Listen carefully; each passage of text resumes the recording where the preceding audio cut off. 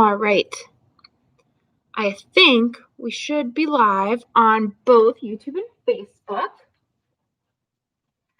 Let's just make sure here. Yes, I see you both. All right, perfect. Hello, everybody. Thank you for joining me here at the Cromwell Belden Public Library. My name is Miss Ashley, and we're here for another STEAM Team Tuesday. So today we are going to be making tinfoil boats, and we're going to be using some spare change to see how many, how many dimes we can put in the boat before it sinks, how many pennies, how many nickels, maybe we can do a whole bunch of counting. It might take a whole bunch of coins. We will have to see. So there's going to be a few things you're going to need at home so that you can do this at home. But if you would like to follow along and make some predictions in the comments, I would love that as well. So I have here a big container, and I have it filled up just about here. I think you can see that here on YouTube and Facebook. I don't have it filled up too much. If you guys don't have a container, you guys can use your bathtub as well. But you don't need a super big container because we're not going to be making super big boats here. And you're also going to need some tinfoil or aluminum foil, whichever you call it at home. And we're going to need a bunch of coins. So I just have an assortment of coins. I think I have every single coin that we could have. So we're going to start off by taking some of our tinfoil, and we're just going to rip off a piece. We don't need a super big piece. Again, we're not going to be making a super big boat. So let me put the water out of the way. And we don't really need scissors for this activity because tinfoil or aluminum foil is super easy to tear apart. So I'm just going to tear this in half. It's almost looking like it's tearing in a third for me. It doesn't have to be super precise, and that's okay. If you would like, you can use scissors because, as you can tell, mine do not rip perfectly, but you don't have to use scissors if you don't want.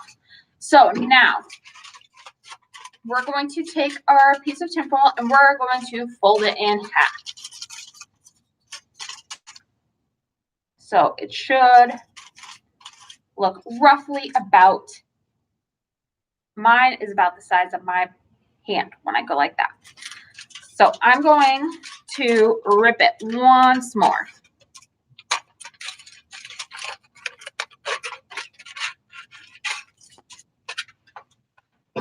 Okay, and now I have just this one little piece of tinfoil. Now what we're going to do is we're going to start making the sides for our boat. So we're just going to, kind of like origami almost, we're going to take our sides and we're just going to fold in the sides just a little bit here. So you can see I've folded that up, and we're just going to do that with all four sides. Because if we don't fold these up, the coins can just slide right off, and that would be no fun. We want to make sure they have no way to get off the boat.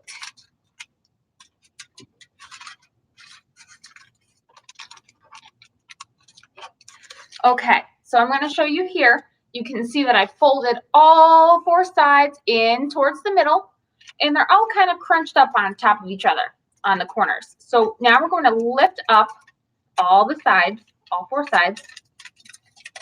I'm trying to show you both at the same time.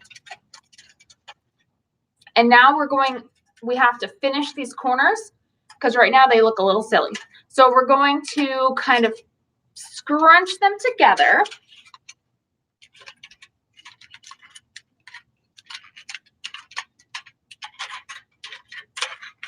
Just so they're a little bit more secure. And now your tinfoil might look a little bit more rounded than it did before because we did that. But now we have all four sides up. And we are ready to put this in the water. So we're going to do a little testing before we do this, because we want to see. We'll test out all of our coins first before we put them in the boat. So let's start off with the biggest one. So I have a quarter here. This is the biggest coin that we have here in the United States. So I'm going to drop this in and see if it sinks or floats. I don't know if you saw that or heard that, but the quarter went straight down to the bottom. So that means it's too heavy. Let's see. I think our next biggest, at least in diameter, is a nickel. So we're going to also put this in. Do you guys think this is going to sink, or do you think it's going to float? Because it's a little bit smaller than a quarter. Here's our quarter and here's our nickel. So it's a little bit smaller. Let's see. This one floated a little bit and it slid down to the bottom. So this one also sank to the bottom, our nickel. So this one is also too heavy to float at the top of the water. Okay. So now we have, now we have our dime and our penny. So our penny is the one that is copper. And our penny is a little bit bigger in diameter than our dime. So let's try our penny first. We're going to put our penny in and we're going to see if it sinks or floats. Do you guys have any predictions before I put it in the water?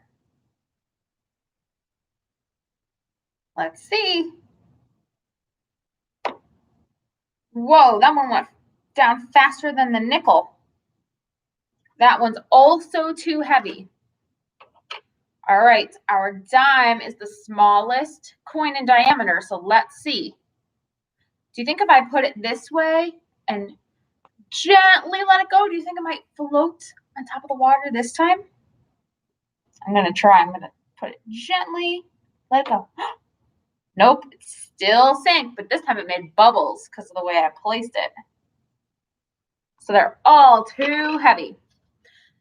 Now what we're going to do is we're going to take our boat and we're just going to place it in the water and let it float. Now let's do these tests again. So we know that all four of our coins sank in the water without anything else. Do you guys think if we put even just the one coin on the boat, do you think it's going to sink or do you think it's going to float? Because our boat is floating right now. If you guys can't see, I think you guys can see a little bit better on YouTube. Let me see if I can hold that up there. You can see our boat is floating here on Facebook. Let's give it a try. I'm going to see if I can zoom you in here. I'm going to put my quarter. Do you guys see if our boat is still floating? It is. Our boat is still floating. Let's try with our nickel. Oh my goodness, our boat is still floating. And our nickel is in the boat. Isn't that super silly? We're trying our penny. And our penny is still floating. Our boat isn't sinking yet. And let's try with the dime. I think the dime's also going to be fine because even the quarter was fine. Yep, our dime is okay in the water in our boat. Do you guys know why the coins sink when they're by themselves and why they float when they're in the boat? Do you guys have any guesses? So, there is a little bit more space. These each have their own weight. So each one's going to be a little bit different. So the quarter is probably going to be the heaviest in weight because it's the biggest. Some of these might vary because even though the penny is a little bit bigger in diameter than the dime, the penny is a little bit thicker, so that might also depend on the weight. Our nickel is thicker than our quarter. Our nickel is even thicker than our quarter, so our nickel might even be the same weight or a different weight than our quarter. But when we give the weight a little bit more distribution, so there's more area, our weight is evenly distributed. So our weight can go over a bigger surface, and then it makes it easier for the water to carry the weight of the coin. So we're going to just see how many coins our boat can hold. You guys can start off with pennies at home, or you can start off with dimes. You can start off with nickels, or you can start off with quarters, or you guys can put a whole hodgepodge of change in your boat. And then you can count it at the end and see how much change it took for your boat to sink, because that'd be pretty cool. Then we're doing some math too and some science. I'm going to start off with some quarters. So I know that 1 quarter, it was able to still float, but let's see about with 2. I put 1, 2. Still floating. Are your boats floating at home? I put in 3 quarters, 4 quarters. I'm going to try to fill up one side first and see what happens. 5 quarters, 6 quarters,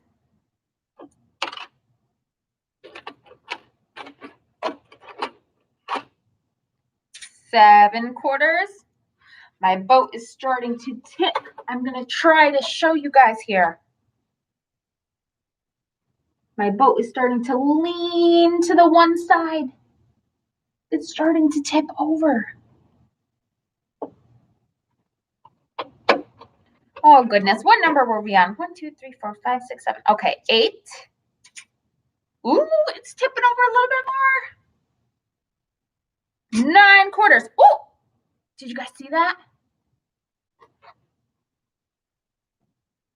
My boat full of quarters is all the way down at the bottom of the water. It sank with 9 quarters. Now I'm going to show you guys something pretty cool. Remember how we talked about distributing the weight? So let's try the 9 quarters again. But let's try, instead of putting them all on one side, let's try to put them all around the boat as evenly as we can and see if our boat still floats or sinks. So I'm going to put the same 9 quarters in again. 1, 2, 3, 4, 5, 6, 7, 8. It's not sinking yet. You think the last one will make it sink? 9. Can you guys see here? My boat, it's still floating. So because we evenly distributed our quarters throughout the whole boat this time, instead of on one side, it was able to hold the weight of the quarters and it wasn't sinking. So now what you guys can do at home is, since I made 9 quarters on one side of the boat and it sunk, now I can count these quarters and see how much money it took for my boat to sink. And you can do it with any kind of change. You can do it with the dimes or the pennies or the nickels, and it's a great way to count your money. So you guys know quarter is worth 25 cents, right? So I'm going to count. 1 is 25 cents. 2 would be 50 cents. 3 quarters would be 75 cents. And 4 quarters would be $1. So 25 cents by 4 quarters is $1. All right, we have some more quarters here, so let's do it again. 1 quarter would be 25 cents. 2 quarters would be 50 cents. 3 quarters would be 75 cents. And 4 quarters would be another $1. So we have $1 and another $1 so far. So that makes $2 worth of quarters. And we have one lonely quarter here. So that would be another 25 cents. So remember, we had the $1, $2, and 25 cents. We have $2.25 worth of quarters here.